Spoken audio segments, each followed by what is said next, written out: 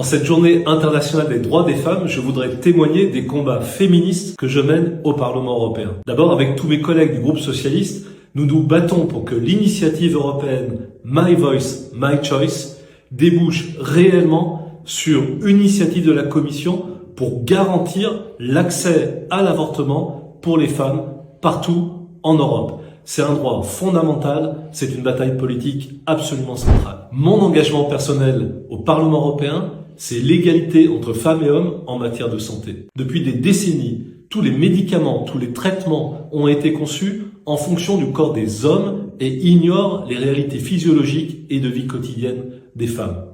Nous devons aussi mieux prendre en compte les maladies spécifiques des femmes, et elles sont nombreuses.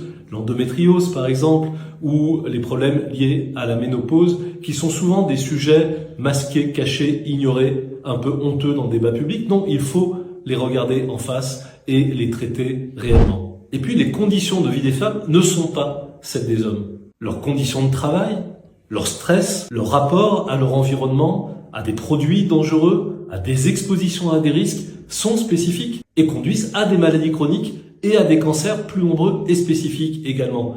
Donc cet exposome des femmes, cette relation santé-environnement propre aux femmes doit être également prise en compte. Voilà, au Parlement européen, on peut mener des batailles concrètes pour l'égalité entre femmes et hommes, et je voudrais souligner cette dimension concrète en cette journée internationale des droits des femmes.